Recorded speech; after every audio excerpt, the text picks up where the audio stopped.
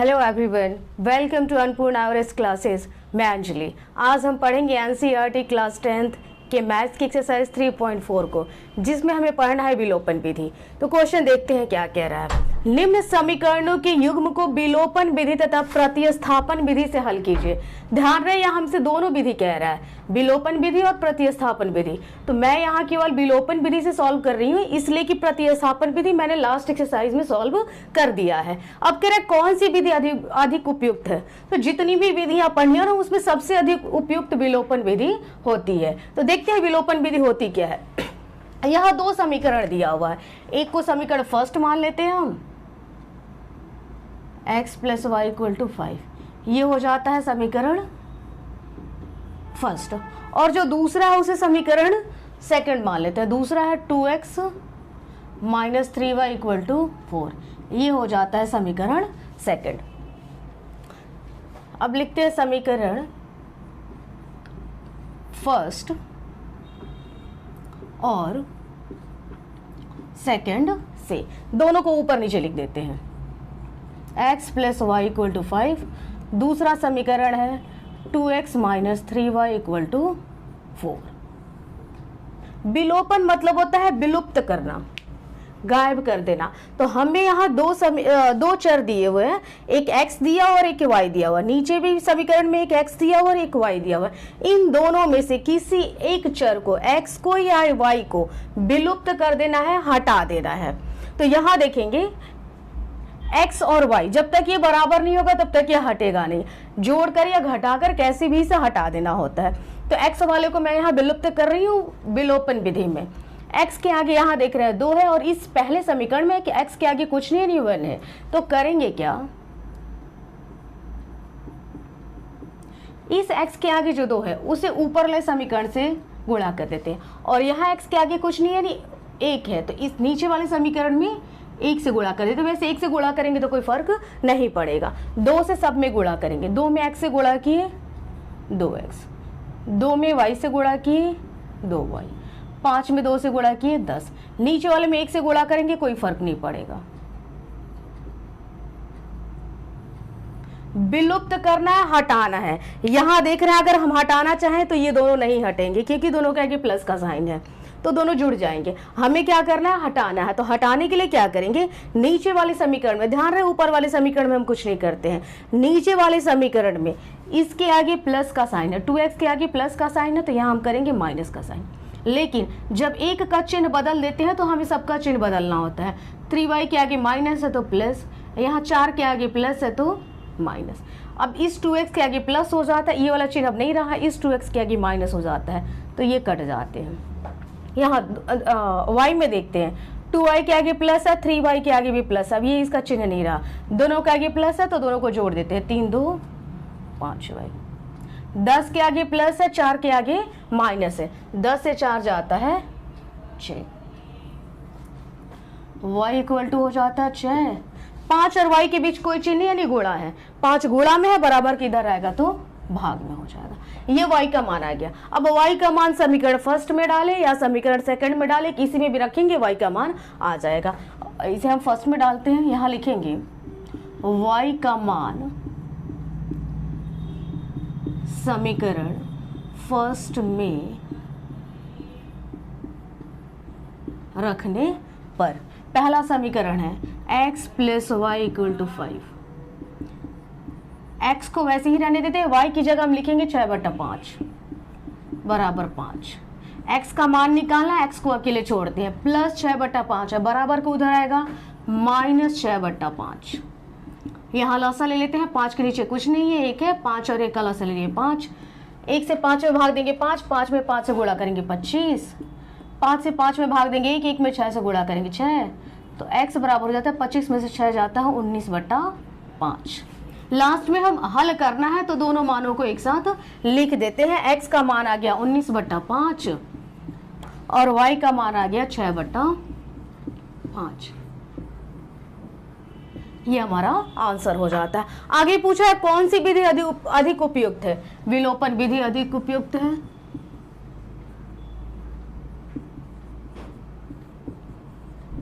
विलोपन विधि अधिक उपयुक्त है। यह आपको प्रतिस्थापन विधि से भी हल करना है, जो कि मैं नहीं हल कर रही हूं, आप उसे हल कर देंगे क्योंकि पहले हम पढ़ चुके हैं प्रतिस्थापन विधि का ढेर सारा क्वेश्चन। अब 2 पे आते हैं।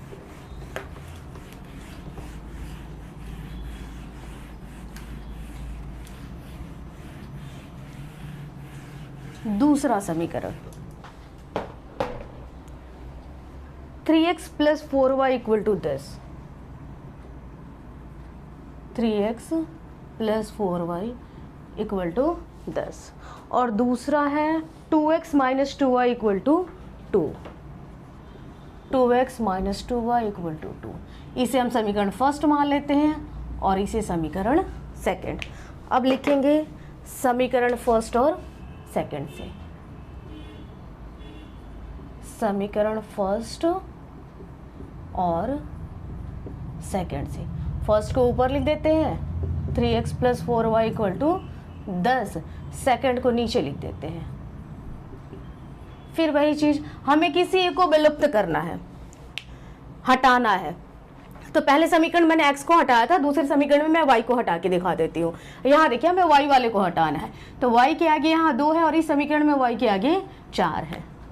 तो पहले वाले समीकरण में इस 2 से गुणा कर देंगे और दूसरे वाले समीकरण में 4 से गुणा कर देंगे। 2 से सब में गुणा करेंगे, 3 में 2 से गुणा किए 6x, 4 में 2 से गुणा किए 8y, 10 में 2 से गुणा करेंगे 20, 4 में 2 से गुणा किए 8x माइनस 4 में 2 से गुणा किए 8y, 4 में 2 से गुणा करेंगे 8। चिन्ह बदलने की जरूरत यहाँ नहीं है क्योंकि एक प्लस में और एक माइनस में, बिना चिन्ह बदले ही दोनों कट जाएंगे, तो इसे ऐसे ही कटा देते हैं। यहाँ दोनों के आगे प्लस हो गया, 8 और 6 जोड़ेंगे 14x, 20 में 8 जोड़ेंगे 28। हमें x का मान निकालना है, 14 गुणा में है, बराबर की इधर आएगा भाग में, 28/14, 14 से 28 कट जाता है 2 बार में, x आ गया 2। अब x के मान को किसी में भी डालें, फर्स्ट में डालें या सेकंड में डालें, मैं फर्स्ट में डाल रही हूँ। यहाँ लिखेंगे x का मान समीकरण फर्स्ट में रखने पर, पहला समीकरण है 3x + 4y = 10, दोनों के बीच कोई चिन्ह नहीं है ना, गुणा है, x की जगह 2 लिख दिया हमने, 4y = 10, 3 में 2 से गुणा करेंगे 6 + 4y = 10, 4y का मान निकालना है 10 + 6 बराबर के उधर जाता है -6, 4y 10 से 6 जाता है 4 हो जाता है, तो y = होता है 4, यहाँ 4 गुणा में है, बराबर की इधर आएगा भाग में, 4 से 4 कट जाता है 1, x और y दोनों के मान आ गए। अब यहाँ लिख देंगे x = 2, y = 1, ये हमारा आंसर हो जाता है। फिर पूछेगा, फिर कहा है प्रतिस्थापन विधि, तो इसके बाद आप प्रतिस्थापन विधि से हल करेंगे। उसके बाद पूछ रहा है कौन सी विधि अधिक उपयुक्त है, विलोपन विधि अधिक उपयुक्त है, ये आप लिख देंगे। तीसरे पे आते हैं, सबसे आसान विधि होती है ये,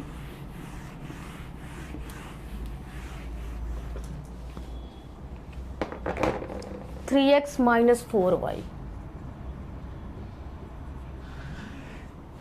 3x - 5y -4 = 0।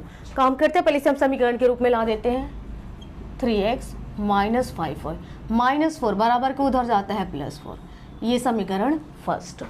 और दूसरा है 9x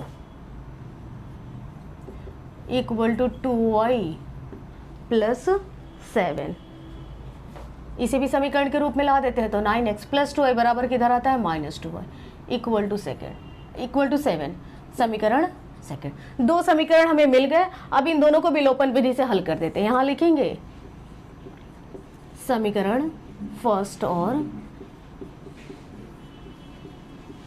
सेकंड से।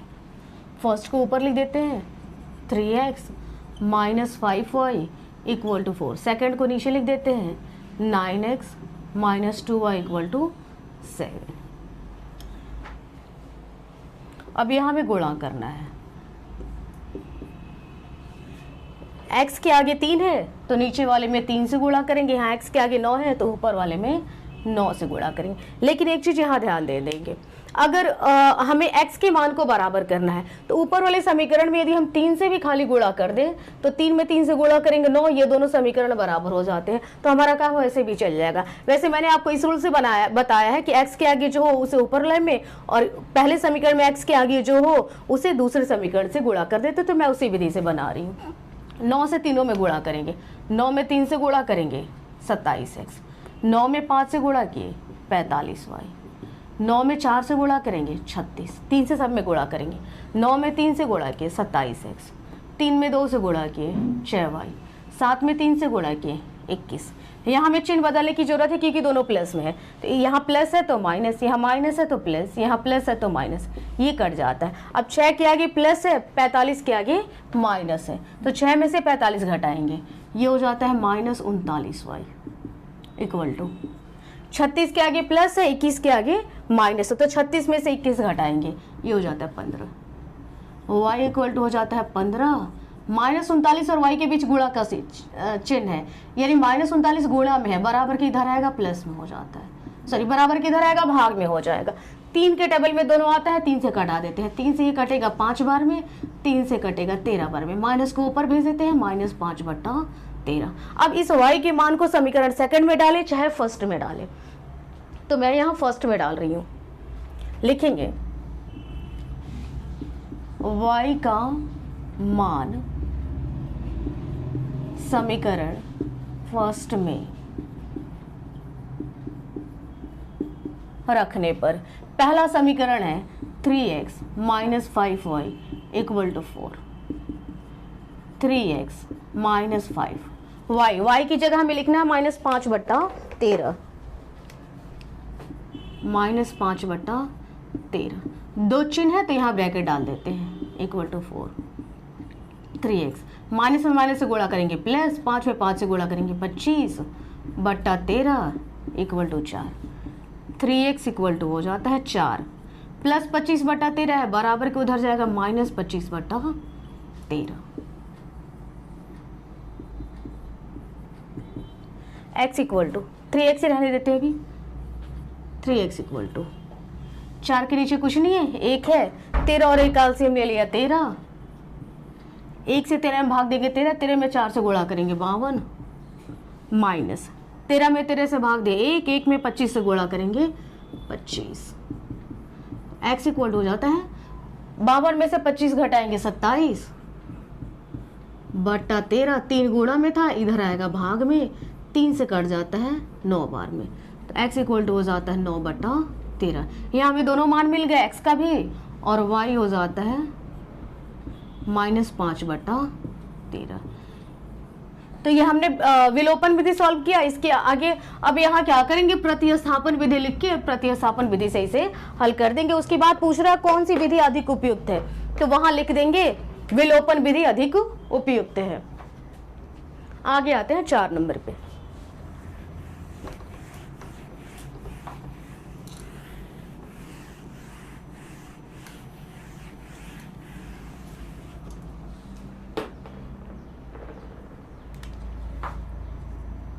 चार है x/2 प्लस 2y/3